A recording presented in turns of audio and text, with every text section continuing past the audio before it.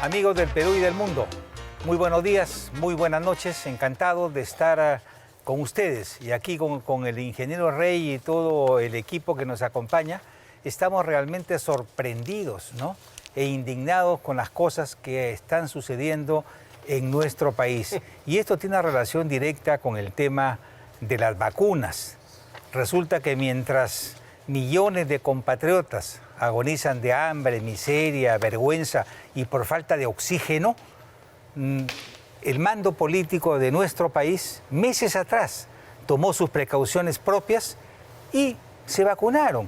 Y no pensaron en comprar plantas de oxígeno, ni camas UCI, ni desechar las pruebas rápidas para ir a las pruebas moleculares, y la consecuencia de ello son más de 100.000 compatriotas muertos, ¿no?, de los cuales en su momento tendrán que responder. El día de hoy, le contaba a Rafael, conversaba con un diplomático muy amigo mío y me decía que había conversado con el representante de una embajada que no voy a mencionar por razones obvias, ¿no?, y le decía que habían llegado 3.000 vacunas extras o 3.000 vacunas big, ¿no?, para gente especial, ¿no?, que era una cortesía del gobierno chino, como suele ser, ¿no? Pero la distribución había sido más o menos esta, ¿no? Lamentablemente se me quedó el papel en el escritorio, pero me acuerdo más o menos de las cifras, ¿no? 1.000 dosis para la embajada china, para tratar su personal y a los gerentes chinos importantes que trabajan en nuestro país. Preocupación legítima de un gobierno por su gente que está en el Perú, ¿no? Luego, 1.000 se supone para los encargados médicos de la investigación y de dirigir el proceso de esta fase aquí en el Perú, ¿no?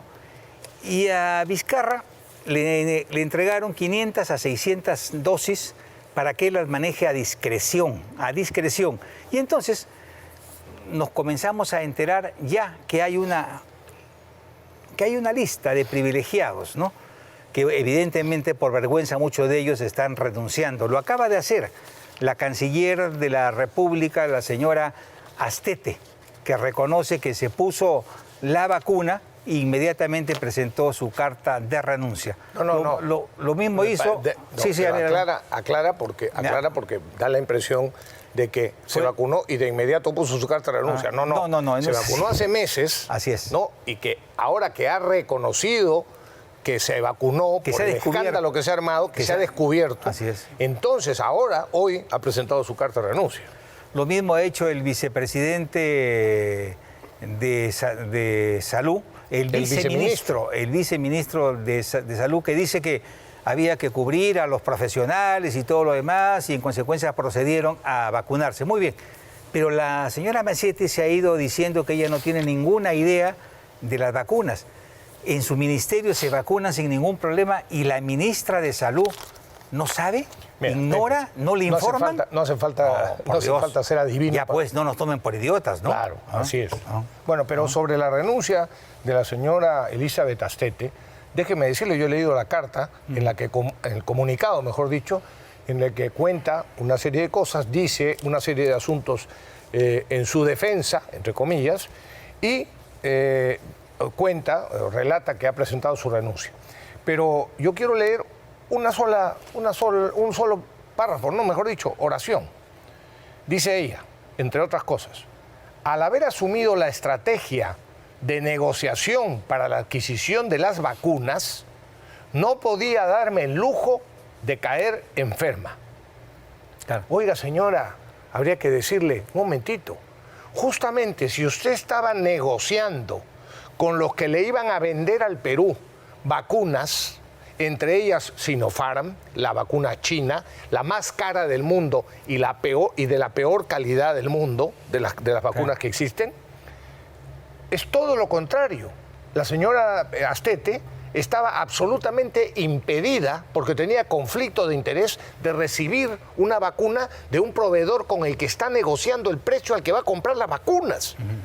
¿Esa es la calidad de personaje que tenemos?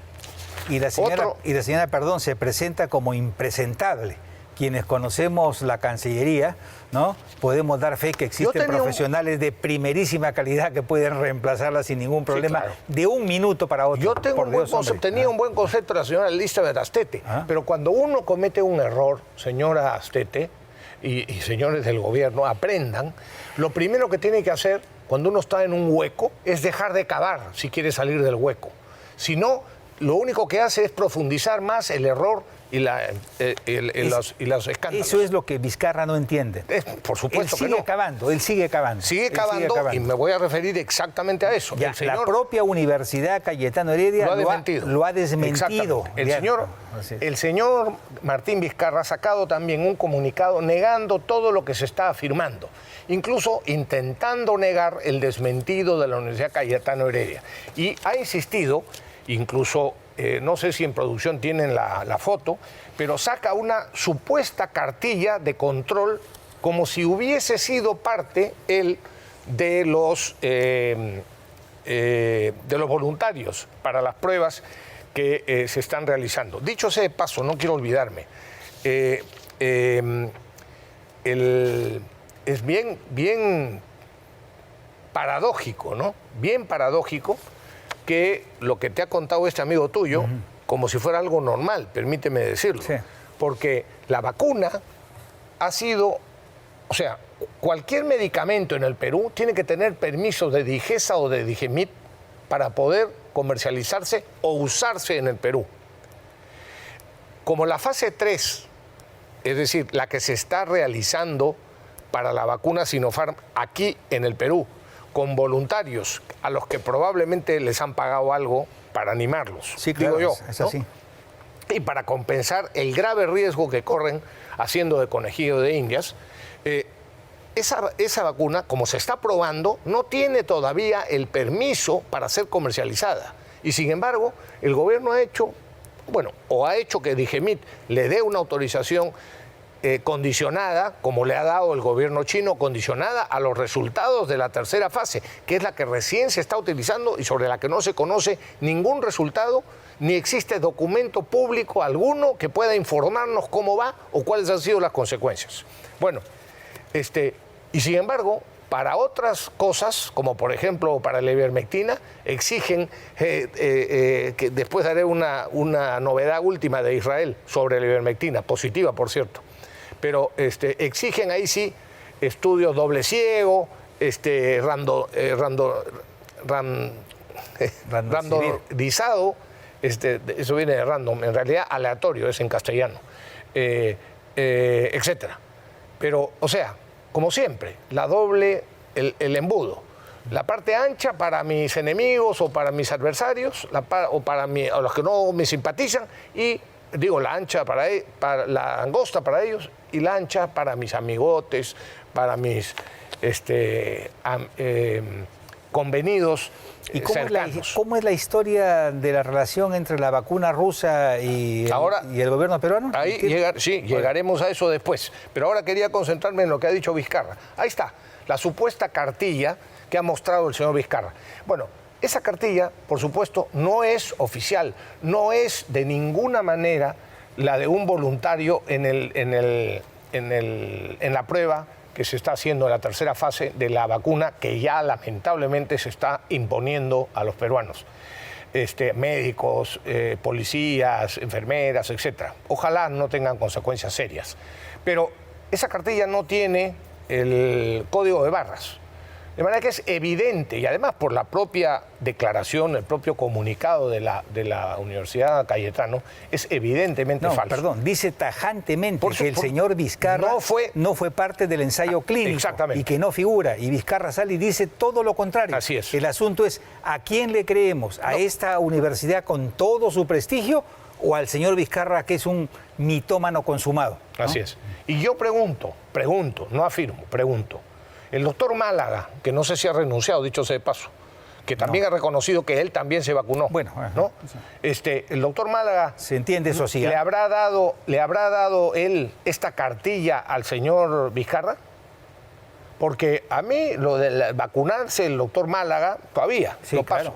Pero si es que él es el que le ha proporcionado esta cartilla falsa de voluntario de esta prueba al señor Vizcarra, quiere decir que el doctor Málaga en todo caso está actuando de cómplice de Vizcarra para armar una coartada falsa. El doctor o quien le haya entregado esa carta. Sí, ¿no? por eso digo, no sé quién, pero es difícil. Puede haber sido la ministra, que ya no está, la señora Macetti, la viceministra, el viceministro, perdón, de Salud, que también ha renunciado, o el doctor Málaga, ¿no?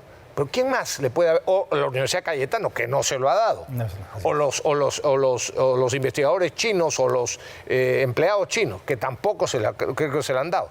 O sea, alguien ha cometido el delito de ayudar a mentir al señor Vizcarra con esta falsa cartilla que está tratando de que pase como verdadera. Y aquí está lo de la vacuna rusa, Pepe. A ver. A ver, yo hace unos días recibí una llamada telefónica de unas personas conocedoras de estos temas y me pidieron si yo podía hacer una consulta oficial por la ley de transparencia a la Cancillería de la República sobre una frase que está contenida en un documento oficial cuyo origen no sabemos dónde se ha producido, o sea, de dónde es. Es decir, no sabemos si es una nota diplomática de la Cancillería peruana, no sabemos si es un oficio del Ministerio de Relaciones Exteriores, no sabemos si es un oficio del propio despacho de la canciller, de la ex canciller hoy día, o de la ex ministra de Salud, Macetti, o de algún viceministro de Salud, como el señor Suárez, o de Digemit, o de alguna dependencia pública dependiente, o de la Cancillería, o del Ministerio de Salud. Porque la frase que está contenida en ese documento que queremos saber por la ley de transparencia, quién lo firmó y de dónde salió, dice, ese documento enviado por alguna institución del Perú al gobierno ruso, dice lo siguiente: al formalizar contratos con empresas comerciales en Perú, están hablando de la vacuna rusa, de la Sputnik, le pedimos que interactúe solo con empresas contraparte oficialmente recomendadas por Digemit, el organismo estatal responsable de registrar y emitir un permiso para el uso de medicamentos en la República del Perú. Repite eso y di qué significa, por favor. ¿Qué cosa? Que Digemit le diga al Estado ruso con qué empresas tiene que contratar. Así es. Lo que significa es que una institución del Perú, algún funcionario ha firmado una comunicación al gobierno ruso, si es que esto es verdad, y me guardo mi fuente, pero la fuente me ha confirmado que de Rusia le confirmaron que en el documento estaba este párrafo. Una institución del Perú le está diciendo al gobierno ruso, solo negocia privadamente, ¿no?, con las empresas que yo recomiende o que Digemit recomiende. ¿Qué es esto? Y por supuesto, entonces yo le he pedido hace más de 72 horas a la Cancillería. Eso huele a coima, huele a pescado podrido. O por lo menos a orientación para algunas empresas. Huele a un mercantilismo de lo más barato. Por supuesto. Yo le ponía una carta a la señora Elizabeth Astete, hoy ya renunciante canciller, diciéndole eso, al amparo de lo dispuesto en la Ley de Transparencia y Acceso a la Información Pública. Agradeceré que me responda por esta misma vía y por escrito a la dirección indicada, líneas arriba, si existe, y de ser el caso me proporcione una copia, alguna nota diplomática, carta, oficio, memorándum o cualquier documento análogo que haya sido emitido por su despacho, su ministerio, el Ministerio de Salud o alguna institución pública relacionada con o dependiente del Ministerio de Salud, del Ministerio de Relaciones Exteriores o por la Embajada Peruana en la Federación Rusa, que haya sido remitida al embajador de la Federación Rusa o al ministro de Relaciones Exteriores de la Federación Rusa, en el que se manifieste expresamente que, y ahí pongo el párrafo, ¿no? Y también termino diciéndole agradecer que también me informe si existe algún impedimento legal para que particulares puedan importar y comercializar la vacuna contra el COVID para acelerar la inmunidad frente a la debacle sanitaria que tenemos. Es decir, en el gobierno hay algunos que no se contentan con no hacer prácticamente nada para impedir que se sigan muriendo los peruanos o para mejorar las condiciones de atención de salud de los que se enferman, sino que incluso se dan el lujo de este tipo de mercantilismos o de abusos para recomendar a determinadas empresas. Así que este asunto, aunque la canciller haya renunciado, me lo van a tener que responder del Ministerio de Relaciones Exteriores de todas maneras. Y si no me responden o no me dan copia del documento y no me dicen quién lo firmó, pues habrá que pedirle al gobierno ruso, ¿no?, que nos dé copia de ese documento. Pero esto no va a quedar, por nuestra parte, no va a quedar así nomás. Y del oxígeno, Pepe. Sí. El señor Gonzalo Quijandría, de Minsur, la empresa minera Minsur, el grupo Breca, ha comentado el otro día en una entrevista que existen 23 plantas que fueron regaladas inicialmente por los grupos mineros, a las que después se han sumado 6 plantas de oxígeno adicionales, o sea, un total de 29. Bueno, no, de esas 29... Las privadas son 42 donadas. 42, pero estamos hablando de grandes plantas, ya. O sea, relativamente grandes. Bueno, 10 de esas plantas llevan meses. Escuche, señor ministro de Salud, que por cierto, el señor Óscar Ugarte, cambiamos moco por baba, entre paréntesis, ¿no? Ese es otro comentario que queríamos hacer también. El cambio de ministro. Cuando se cambia un ministro y se va alguien, lo normal en un gobierno que se precie, responsable, prudente, el presidente de la República y el presidente del Consejo de Ministros se toman un tiempo para pensar en alguien que pueda reemplazar para mejor al saliente o a la saliente. No, aquí fue de inmediato. El señor Óscar Ugarte, por cierto, ha estado siempre muy relacionado con el gobierno y concretamente con el Ministerio de Salud. Entre otras cosas porque es asesor o consultor de una ONG o una empresa que presta asesorías en asuntos de salud y en asuntos de trámites públicos. Bueno, pero sin embargo fue de inmediato, ¿no? Sale una y entra el otro, ¿no? Sí. O sea, arreglado en una mesa en el mismo momento. No, suena también extraño. Pero esto, las plantas de oxígeno donadas por mineras se oxidan, denuncia eso Manuel Romero Caro y otros más, se oxidan por trabas burocráticas. Exacto, eso iba. Mientras el gobierno solicita a las mineras apoyo con este vital suministro. Las mismas autoridades no ponen a funcionar las plantas que las mineras ya han donado a las regiones, ¿no? Exacto. Y la respuesta es que no tenemos... Mejor, si tuviésemos un presidente y un gabinete de verdad, es decir, agarras a puntapiés a estos burócratas. Así estamos en estado de emergencia, por Dios. Y ahora la gente se está muriendo en las calles. Y explico en qué consiste el trámite burocrático. Fíjense, por favor, amigos televidentes. Lo que ha comentado, lo que dice Manuel Romero, se complementa perfectamente con esto que dijo Gonzalo Quijandría. 10 de las plantas esas que han regalado, que llevan ya meses sin que puedan funcionar, porque DGMIT no les da el permiso que necesitan. A ver, dime. O sea, son plantas que están listas para producir oxígeno, que tanto se está requiriendo en todos los hospitales y clínicas. No les importa, y los señores Rafael de DGMIT, dependientes del Ministerio de Salud, del que acaba de renunciar la extraordinaria ministra que tenemos, de la que me ocuparé después también por un currículum, para analizar su currículum, no les da permiso. Y el ministro que han puesto, que, sí, claro, que es para correr, ¿ah? Sí, claro. Bueno, por eso, porque fíjate, todo, lo comentó Gonzalo Quijandría, toda esa burocracia y todo ese impedimento de DGMIT para no autorizar el funcionamiento de las plantas es rezago de la brutalidad del decreto que firmó cuando el actual ministro de Salud, el señor Ugarte, era ministro de Salud también en el segundo gobierno de Alan García.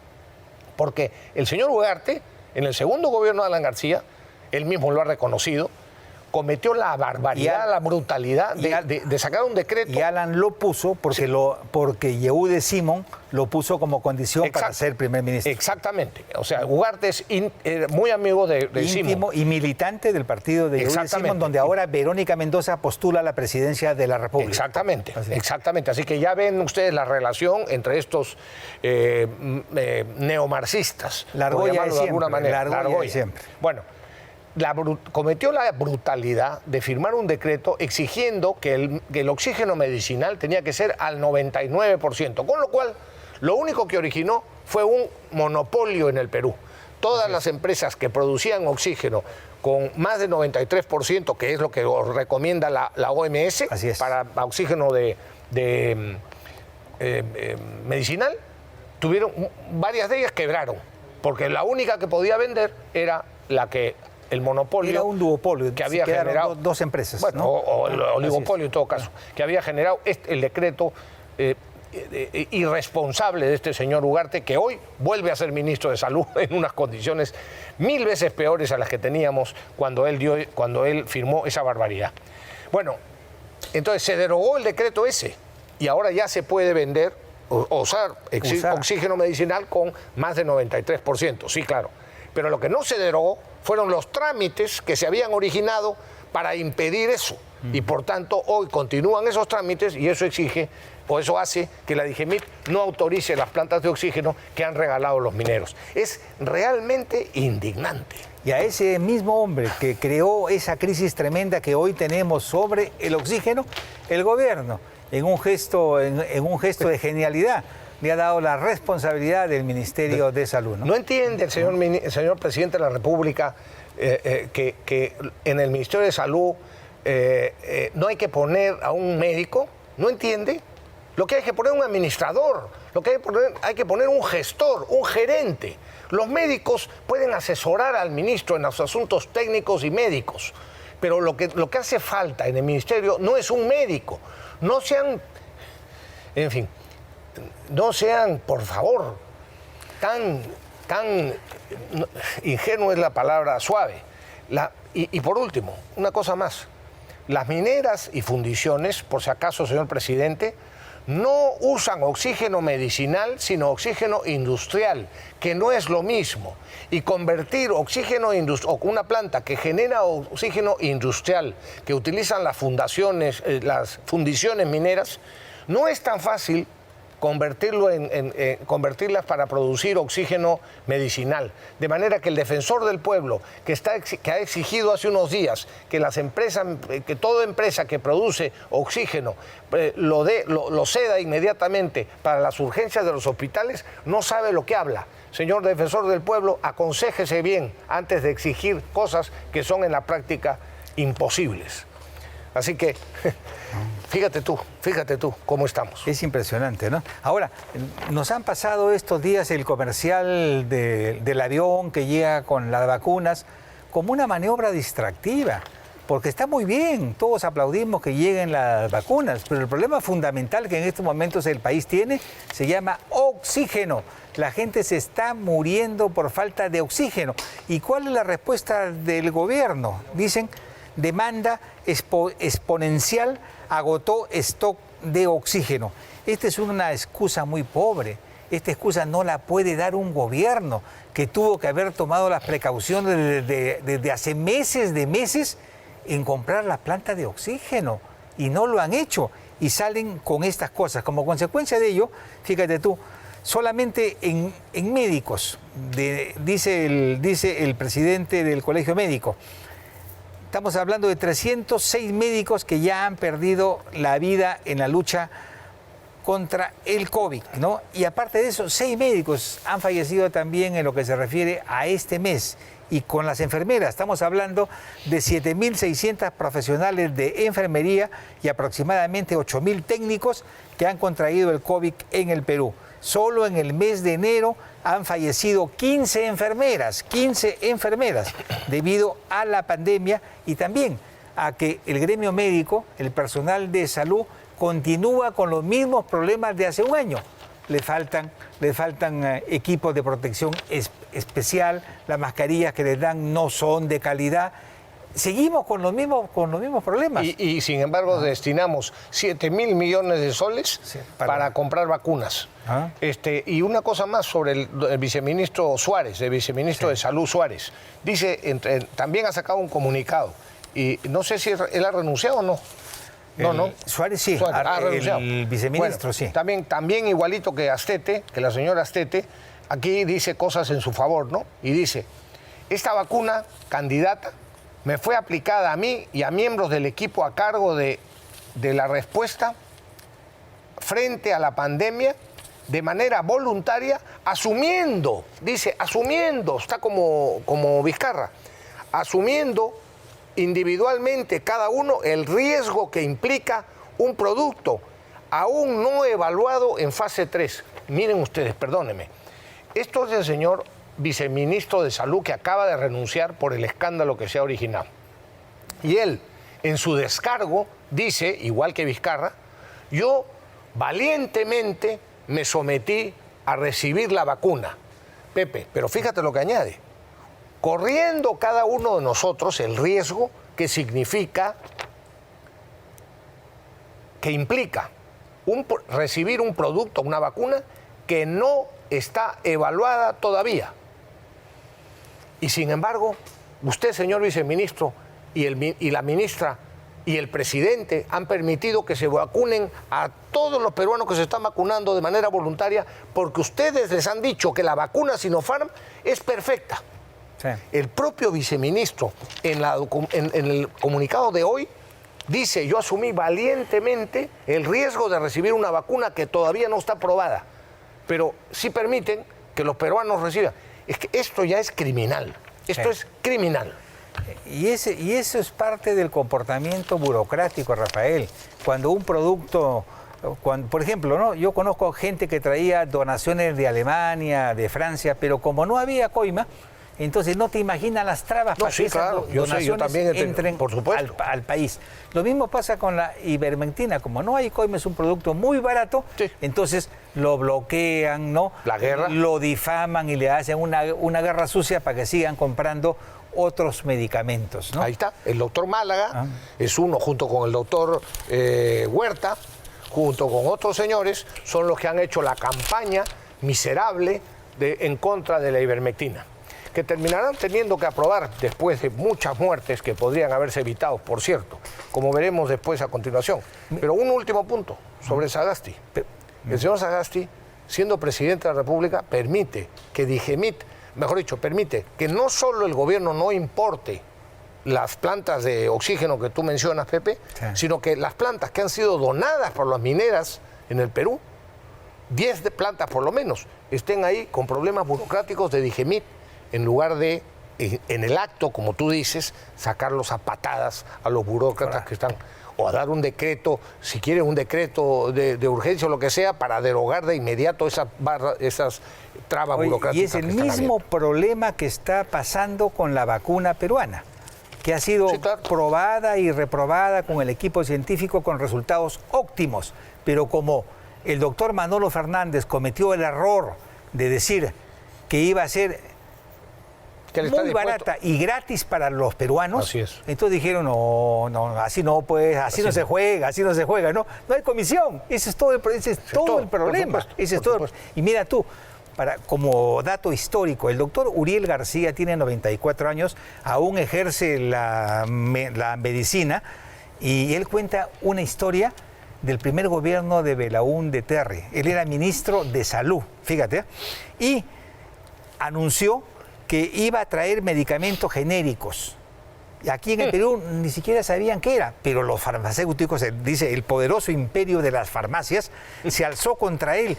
¿Qué no me dijeron en los periódicos y en el Congreso? Lo insultaron por todo lado, ¿no?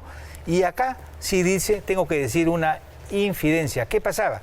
El presidente de la Cámara de Diputados era un farmacéutico y un distribuidor de medicamentos, ¿no?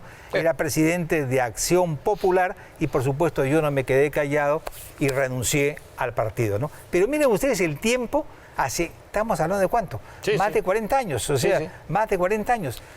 Las mafias siempre han existido en el país y siempre han impedido que los medicamentos genéricos, por ejemplo, penetren a nuestro país. ¿Por qué? Porque no les convienen a los imperios farmacéuticos. Tenemos que irnos a una pausa. Volvemos, amigos.